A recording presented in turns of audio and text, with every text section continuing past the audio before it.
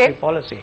And I all right, feel that I'll come back to you on the rest of that in just a bit, Mr. Virmani. But let me get Kiran Mazumdar-Shaw in on the discussion. Kiran, you know, I just finished a conversation with Raghuram Rajan, and I asked him. I said, what are the levers that you're actually betting on to go from 5% to 6.1 to 6.7%? That's the range that you've held out, and a lot is being now being sort of rested on the fact that they hope that public sector companies will actually kickstart the investment cycle and the rest will follow. The finance minister believes that if you don't invest, as far as PSUs are concerned, you know, pay it back to us in the form of dividends. So there is that gentle nudge. But how confident is corporate India feeling? Because my conversations with CEOs, nothing seems to reveal that the level of confidence has come to a point where we are actually seeing a turnaround and a pickup in actual investments. I personally am very skeptical about the investor confidence coming back to really pursue this 6% growth. Personally, I'm also very concerned with the way the finance minister is going to manage the growing fiscal deficit. In fact, I just hope that we are not looking at deferred spends, because really the kind of subsidies on oil and fertilizer, which almost translates to 100,000 crores, is going to be deferred to the next fiscal. Now, is this a way to really, assure ourselves that we are doing the right thing and containing the fiscal deficit this fiscal, is my worry. Secondly, I'm not seeing any kind of policy measures being announced to kickstart investment in manufacturing.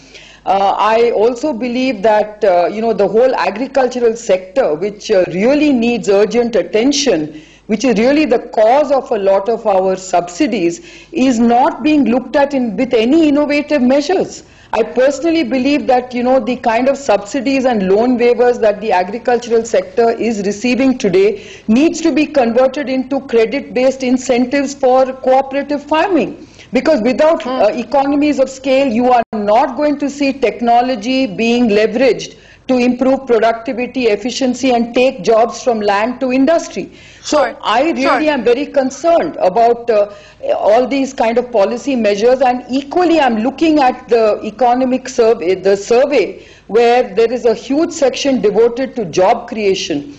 Are we really going to create real jobs? That's my real concern.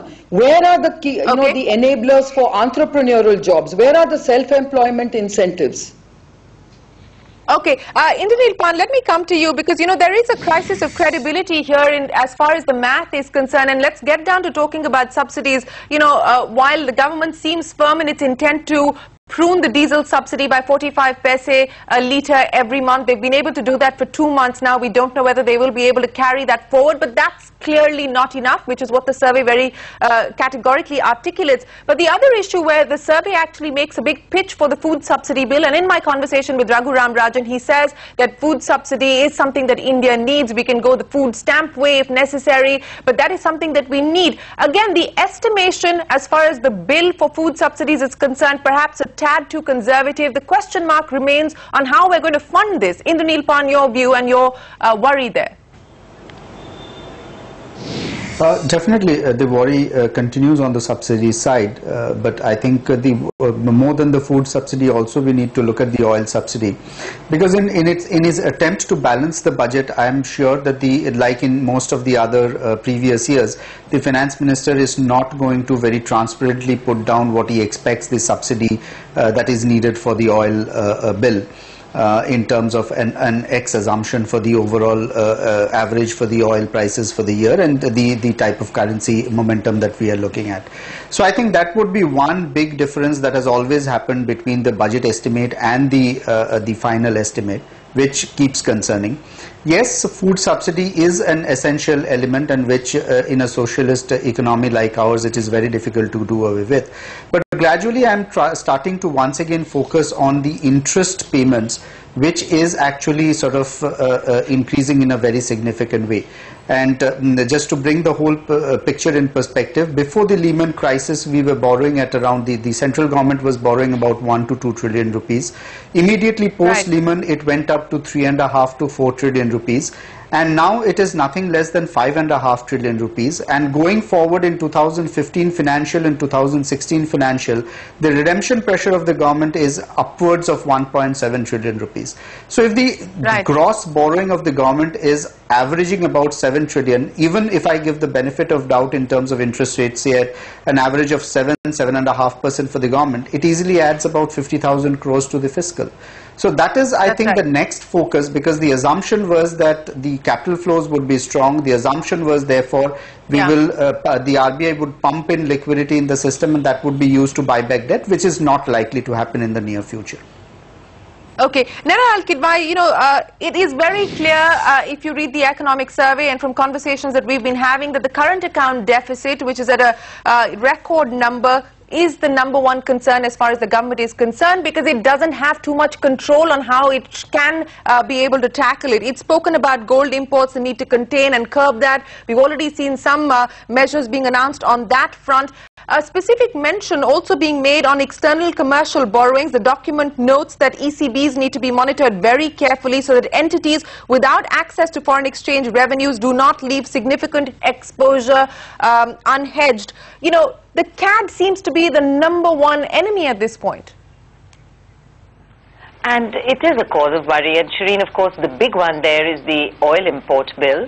And that is something which, in some sense, is a tragedy, because India could have done so much more, and it is going to take us time to do that, to develop our own gas reserves and renewable energy and whatever it takes to get our own generation in the country up to a level which begins to bring the oil bill down. And, look at the success the US has had through its shale oil embarkation. But the fact is that that problem is not going to go away in a hurry, so we're stuck with it. You're right that gold is the next big element, and there is clearly now concern being raised on that, and the desire at any rate to contain that. ECBs, as long as we don't have a debt market in the country, and we have been really arguing that this is something that needs addressing, we export our debt markets. And what we have got as a result is companies being able to borrow offshore, whereas we do not have a robust enough debt market to enable them to borrow as effectively here. And that is something that we could correct in the near term and make it much easier and also the funding available. Well, that's been the hope for many budgets, Nana. That's been the hope for many budgets. But I'm afraid we're going to have to take a quick break. Quick break on that front. We'll continue with that conversation. Raghuram Rajan also saying we need to do a little bit of everything on expenditure and taxes. We'll discuss that when we return on this special show. We're discussing the economic survey, the first one presented by Raghuram Rajan.